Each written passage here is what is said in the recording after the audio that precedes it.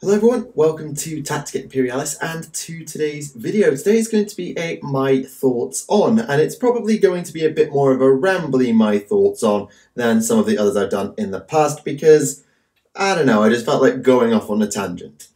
And what I want to talk about today is Age of Sigmar. Specifically, I want to talk about what Age of Sigmar has been doing this year and why I think Age of Sigmar has been doing such a damn good job. I need to fix that up in terms of context with the rest of what Age of Sigmar has done, but I want to talk about it a bit more length because I actually discussed this a little bit at the end of a town called Malice, my Age of Sigmar hobby project that I finished last week. If you want to watch that, I'll put a link to the whole series in the description if you feel like checking out my AOS army that I've been working on, the Stormcast Eternals. Completely up to you. Because I'm not going to probably retreading most of what I said in that video, but in a lot more detail. So you don't need to go and watch that to get context for this. In any event, while I was talking there, I was talking about Age of Sigmar as a whole, and what I think the game's been doing whilst I've been doing this project, and why I was so happy to be doing this project at that time. Or that project at this time. I can words. Anyway, Age of Sigmar has had a absolutely fantastic opening 4 months to 2018. At the end of 2017, I had some concerns about Age of Sigmar and I raised them in my top 5 hobby hopes for the year, which I'll also put in the description if you feel like watching that.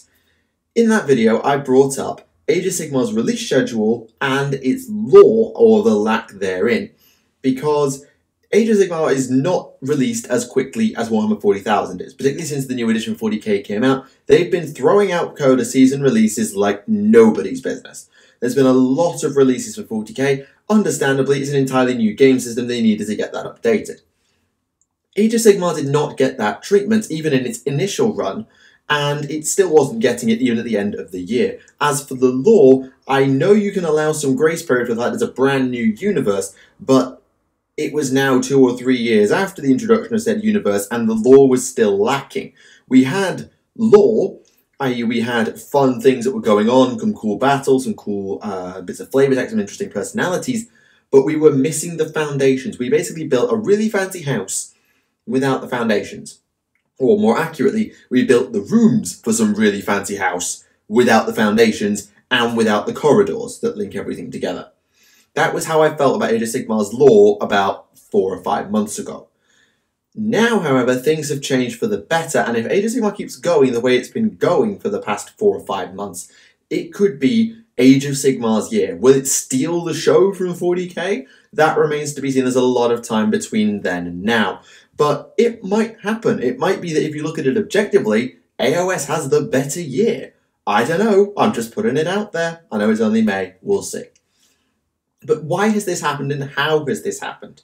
Well, let's go through the 2 points that I raised on the top 5 and look at both of those. The first is the release schedule. Whilst it doesn't look like much, we have had 4 battle tomes and a campaign supplement, which is what Malign Portents kind of is, in 4 months. Now for Age of Sigmar, it's actually pretty fast to get 4 full armies done, including some rather major updates to old factions and at least 1.5 entirely new ones out in that time, along with Malign Portents. Malign Portents had begun just before the end of the year, but basically everything that happened related to Malign Portents happened after the new year, so I'm counting it for the purposes of this video. Malign Portents was the first one things that came out, and that, whilst it provided some interesting gameplay mechanics, wasn't really about the gameplay, because Malign Portents really fleshed out the lore of AOS and tried to flesh things out and bring things into context. The Malign Portents website is fantastic. If you are fussed for Age of Sigmar's lore at all, or just want to learn a bit, that is probably one of the best places to start. Go there, go to the rulebook, you have the basics of the universe. A lot more so than you had before that website. As I said, we didn't have the foundations or the corridors that link everything together, and we kind of got that with the Malign Portents website. We got the map, which honestly was the thing we were missing the most, and we got some very interesting things about how the realms are linked together, how the realms function. So the centers are more stable, the outsides are more dangerous, and they quite like just kill you with raw magic, and all of those things. Just more context, more understanding, and just fleshing out the basics of the realms without focusing in on individuals, characters, or cities, places, etc. which is really, really important. And the stories that we get 2 every week, give or take. I think it is 2 every week. That's what they promise. And they are fantastic. Some of them are linked around faction releases, so Nurgle or Daughters of Cain, we'll get to those. But some of them as well are just general context. There was a story week before last, which was about someone who oversees the reforging of a Stormcast. And what happens when a reforging goes slightly awry and they have to try and fix it. That story was fascinating. And some of the earlier stories were around the time of the Malign Portents happening, and you got to see them from Chaos's perspective, from Order's perspective, there was some from Destruction's perspective, and there was even a conversation, for example, between Archon and Nagash. That happened. There were some fantastic stories there, and they kept going in that vein. Whether it be A Rescued Soul, my personal favourite story, which is the conversation between Malerion and Morathi about the political intrigue, for want of a better word, between the elven gods, which is just a fantastic story. And if you care at all about the elves, you should go and, well, if you care about Order, really, you should go and read it. It's fantastic. And then there's some that are obviously more faction themed, so the first time the Stormcast run across the Idoneth Deepkin, or the first time they remember running across the Idoneth Deepkin. There's more to it, there's a subplot there. And there's all sorts of fun stories in there that are well worth your time. I haven't read them all. I've missed some of them. But you should really go and read them because they are so good at just fleshing things out. It's not perfect. I'll get to the problems that we've got right now and how they can fix them going forward in a minute, or in 10 minutes probably, but we'll get to that. So far, Malign Portents, fantastic. And the 4 books we got were Legions of Nagash, Megakin of Nurgle, Daughters of Cain, and Idoneth Deepkin. Destruction are conspicuous by their absence. Again, we'll get to that later. But these 4 releases were brilliant. Megakin of Nurgle helped to complete the Chaos Pantheon in terms of the big Chaos gods, because Slaanesh is kind of out of the picture, at least for the moment, although I think Slaanesh will be back very, very soon if some of the things going on are true. Then you've got the Great Horn Rat. Nobody really knows where to put the Great Horn Rat, so don't know if that counts. And then you've got the big 3, Khorne, Nurgle, Tzeentch. We had Khorne from the off, then we got Tzeentch, now we have Nurgle, which completes the set, and we've got some fantastic new models to go with it. The models are always a high standard, they're cross-system in many cases, but the models we did get were stunning. They always are. But that helps complete the Chaos Pantheon, flesh out the full set of what's going on with Chaos right now, combined with the Undivided section, that being Archaon. Admittedly, Slaves to Darkness would be nice, but we can't have it all. Legions of Nagash was arguably as important, if not more important, because that was Death's book. Death is an interesting faction, lore-wise, in terms of how you get it to translate from lore to table. Because Order is a set of disparate factions that just happen to be fighting for a common goal. Ish. Very much ish. So the Stormcast, the Wanderers, the Sylvaneth, the Idoneth, everybody's kind of doing their own thing, but they know they hate chaos and death and destruction, so they kind of are de facto Order. Chaos is just as ragtag because everyone's fighting for their own gods, but they are united under Archaon-ish with the grand goal of conquering the realms for chaos. Destruction is very separated, but again, they have their own thing. Death is a very united faction because it's all under the thumb of Nagash. Almost. The Flesh Eater Courts kind of play by their own rules, although they do still have some sort of link to Nagash, hence they got their own book. But the Legions of Nagash book fleshed out Death and allowed you to get the main factions of Death, being the Mortarchs and other stuff, and then bring it all together under the banner of Nagash, who is of course the god of the dead, and thus in charge of everyone who's dead. That's kind of his shtick. Well, undead, I suppose. So that was a really good one. Whether the rules translated very well and they're very powerful on the tables, I don't know. I don't know many Death players personally, and certainly I don't know many competitive Death players personally. So I'm sure that if you know someone who plays Death, you can ask them. If you play Death yourself or you play against it a lot, you'll know. But it was just a really good, elegant way of doing things. What they'll do for Death next remains to be seen. I'm very curious to find out. Nighthaunt is probable with the Black Coach tease from Adepticon, but we shall have to see. And then we got the 2 Order books. Oh, these 2 books might have been the biggest draw for people to Age of Sigmar that I've ever seen. Because it appeals to the old fantasy crowd, because you have Morathi and Cain, and you have Tyrion and Teclis on the Idoneth side, although they're not very much involved. You do still have Matlin. Sea Elves and Fish Elves is kind of an old meme, or something, I don't really know. So you've got that appeal to older players who maybe want to try again with someone they understand and didn't like the Stormcast or whatever, and plays Order. You then got the models themselves, which, holy Christ, are amazing. All of them. Marathi might well be contended for Model of the Year, as might the Eidolon of Matlin, because, dear God, that model is amazing. Take nothing away from everything else, but those two are incredible. The Leviathan, the Melisai, the Alapex, all of it. All of those model ranges, I mean, all of AOS's models are amazing. They all are, they're always good. But these were just so good. So good.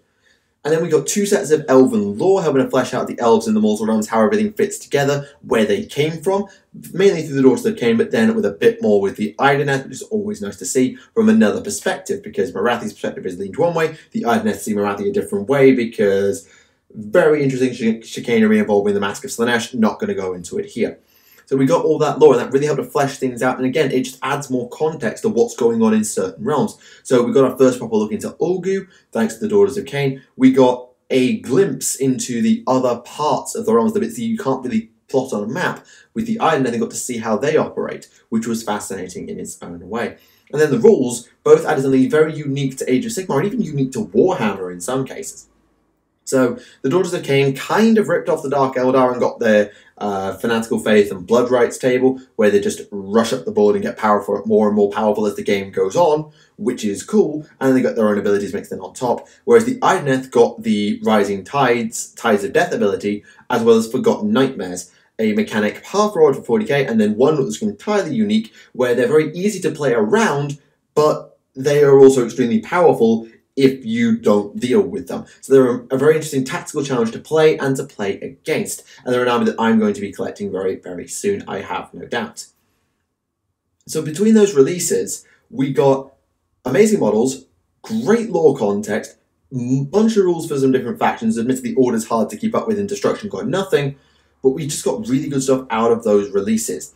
And as I say, the rate of 1 per month, while it doesn't sound like much, is quite good for Age of Sigmar. If they keep up that rate, they could easily get quite a number of factions done by the end of the year. Off the top of my head, I'm thinking at least 1 more Elf faction, Slaanesh, the Nighthaunt, which is where the Black Coach will probably fit in. Then you've got at least 1 Destruction faction, though I'd think probably 2. I'm thinking Goblins and Oryx, or maybe Goblins and Ogres, or Goblins and something entirely new. And just keep going from there, really. If they keep going at 1 per month, that will be enough, because it needs to keep interest in the game fresh, and by publicising it through Warhammer Community the way they have done with the recent armies, it just works. It just works.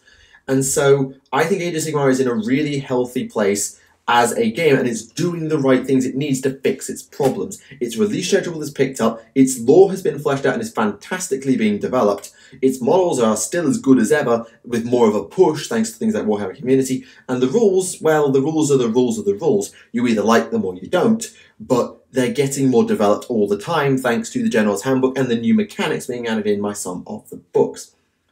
It's not all sunshine and rainbows and perfection, however. I need to see the other side of this. As I mentioned earlier, Destruction has had nothing this year, and it sorely, sorely needs it, just for the sake of redressing the balance somewhat. We also don't have a way to connect the realms internally.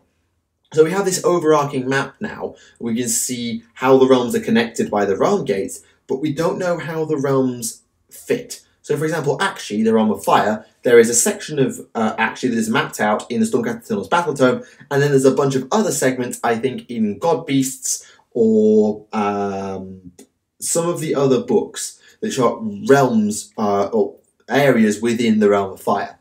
But they're not connected. There are no shared names for those places. And the same with the Idoneth. The new place where the Idoneth live, that sea, is never name-dropped anywhere that I'm aware of. Basically, what we need is a way to fit the realms together so that we can build campaign maps. I think that would just be a really good thing to do. You can make your own campaign maps and maybe build out of regions that are mapped out, but it'd be cool to see a more fitting map of the realms, at least the core of the realm, just to see, right, how many realm gates are there that we can fit onto this map logically, what's their distribution like, And all of those sorts of things, I think would be a really good thing to improve on. And at that point, well, you've got the foundations laid. The foundations are now partly in place, but if you fully lay them out, not give us everything, that's a different debate, but just lay them out enough that we have something to work and build on, it'll just get better and better. Other things they could probably do with is the, again, diversity of factions. I mean, I'm loving the fact the elves are getting some love right now, but Order could do with a bit more diversity. Chaos, I don't know, and Death could always do with a little bit more, although, as I said earlier, they're quite a unified faction, might not be the easiest thing to do. And the rest of it, well, we just have to see. That's what AOS has done so far this year, and I think it's doing a really, really good job, because it's met the concerns I have for it, and it's adding some things into the game that are excellent. With the General's Handbook at the end of the year, that will add more for the rules people, although there will also be a big patch, I think, before that. And as long as they keep going the way they're going, I think this could be a fantastic year. But that's just my humble opinion, and I'm probably quite biased because I've been invested in Age of Sigmar quite a lot this year with doing my AOS hobby project and with generally keeping up with the game a lot more, thanks to the fact that factions like Elves got done, which are my kind of faction. So I'm obviously going to have one opinion, but let me know what you think in the comments below. Are you one of those people who thinks, I don't know if I should try out AOS and I just want to see how it's going? Are you one of those people? And has this done enough to convince you over the past year or past few months? Are you one of those people who's a staunch defender of not playing AOS? And is this doing anything to change your mind? What would it need to do to change your mind? Can it change your mind? Or are you those people who supports AOS and loves what it's doing and just has advice for it going forward? Obviously, it's just speculation, but let me know what you think. I'll leave on one closing remark, and it's something I've said several times before. If you're one of those people who will, on principle, refuse to play AOS, not because you don't like the way the law's set up, not because you don't like the models, not because you play tested it and you don't enjoy playing it. If you're just someone who says, oh, it's Age of Sigmar, ergo it's crap, I think you just need to give the game a chance. If you haven't given the game a look yet, you haven't given the game a chance, this is probably one of the best times you're going to get, because it's being really well pushed over the past few months. The rules are in a decent state. They're not perfect, never are. But I think it's a really good time to give it a look in, and if it appeals to you, I think it's a really good time going forward as well. And if it doesn't do enough now, then don't just forget it's there. Remember, like 40k is with its big FAQs, it's getting constantly updated. There's new stuff coming out a lot more regularly now. And if you're someone who needs a story to hook you, well, I encourage you to go and read Malign Portents. But you don't have to do that. It's just something I would advise. If you want to give Age of Sigmar a go, now is a good time. And if you've always just put it off and put it off and put it off, there is no better time. Let me know your thoughts on Age of Sigmar's year so far in the comments below, along with suggestions of what you think they should do going forward. But now, thank you all for watching Tactica Imperialis. I do hope you've enjoyed it, and I will see you all very soon. Thank you very much for watching, and see you all again. Goodbye.